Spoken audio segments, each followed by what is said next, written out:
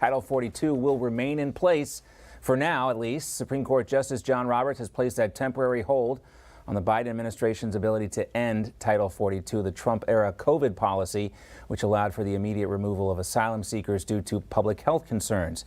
Now, it was set to expire tomorrow, but Chief Justice Roberts did hit that pause. He did indicate that he wants the court to act quickly on this, and the court is asking the White House to respond with an emergency appeal or to an emergency appeal filed by a group of Republican-led states. The deadline, again, is 5 p.m. Eastern Time, and you can see those states on your screen there. We are covering the latest developments as that 5 p.m. deadline approaches. National correspondent Logan Raddick is live on Capitol Hill. He's standing by. Also, Chief White House correspondent James Rosen is live at the White House. We will begin with James.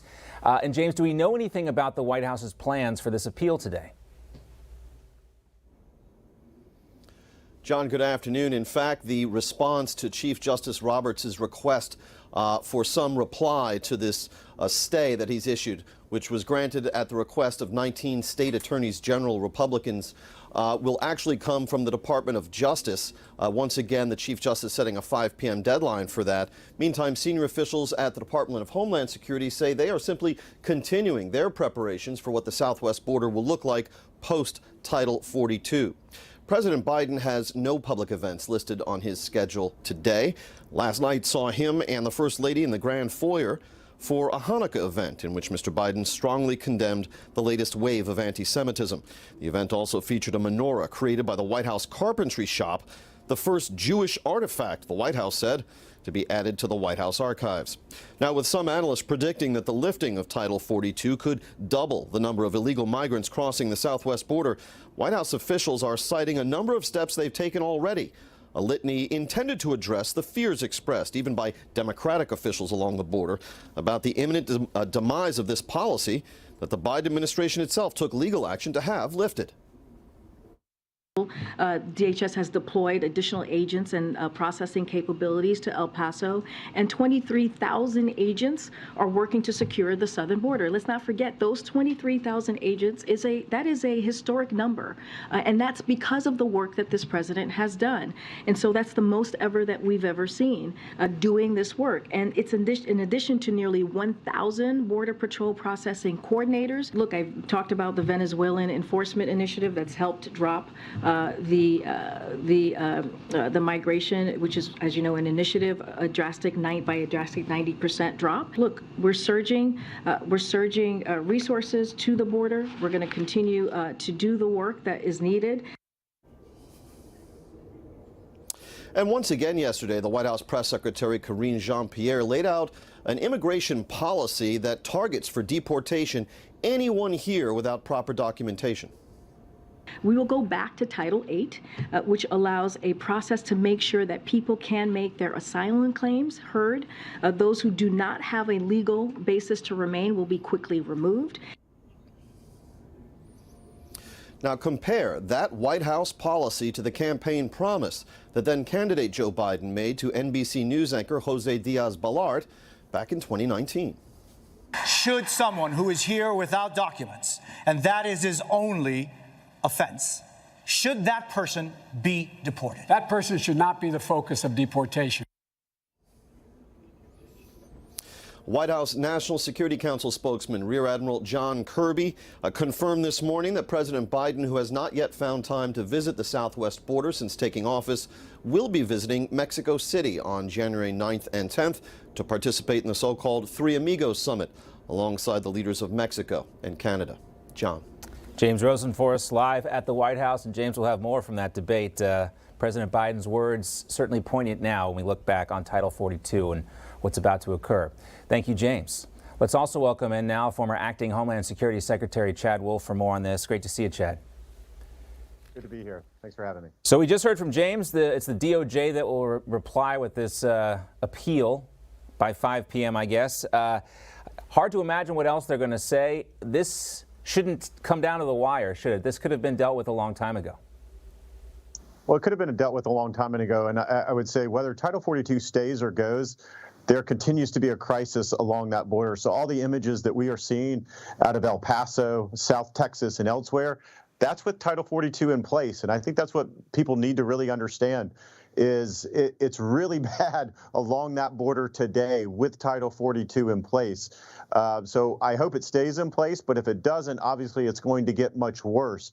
But even if we have the Supreme Court weighing in, you still have a crisis. El Paso is still in a state of emergency, and there's a lot of policy changes that need to be done to bring the border to make it more secure. Well, what you hear from Democrats, or what we've heard mostly from Democrats, is that more money, more resources will solve this problem. That, gosh, if Republicans would stop dragging their heels, and if Donald Trump wouldn't have been so mean and put this policy in place in the first place, we wouldn't be here. What's your response to all that? Well, it's a false narrative, and I think it's important. I'm glad you brought it up. Look, I think what you heard from, you played it in a clip earlier, what the White House press secretary kept saying is surging resources and staffing and more agents to the border.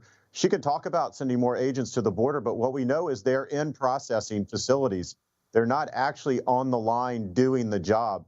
So their idea of trying to manage the crisis is simply processing more and more and more so that you don't have photos of long lines or thousands under a bridge in Del Rio. That is their version of trying to manage this crisis instead of actually trying to solve the underlying reason and making sure we hold people accountable that are coming across that border illegally. And so I hope Congress is currently in the middle of a debate right now on an omnibus spending bill.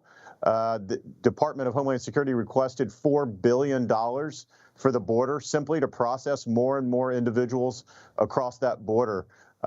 It's my understanding that some Republicans on Capitol Hill want to give them $2 billion. I think that's the wrong approach. You don't want to give them more money to continue a failed strategy. Yeah, I think so many Americans would see that as a betrayal. Well, I think that to a certain extent that's right, unless you're tying that funding to policy changes. Right. That's what needs to occur at the end of the day. We don't need to continue to fund another 2 years of a broken and failed strategy. And I think the vast majority of Americans can see that. Unfortunately, it's only the administration that seems to think that it's working. Whatever they're doing at the border seems to be working, and they need more money to just do more of it. It's the wrong approach. Yeah, we don't want to throw good money after bad. And Chad, we've heard reports about air marshals being pulled from their responsibilities to go down to the border, potentially U.S. military being pulled off holiday leave to respond to this. What are your biggest concerns right now as so much attention is focused on just processing these asylum seekers and illegal migrants and not on actually keeping our border secure and the interior of our country secure? Well, it's exactly right. When you try to just process folks and you're not actually trying to deter the illegal behavior with enforcement procedures, well, then you need more and more resources, right? And the department, what they're going to do is they're going to pull from other parts of the department. So you're going to take Border Patrol agents from the northern border and you're going to move them down to the southern border. You're going to take air marshals and you're going to take more and more individuals from other parts of DHS.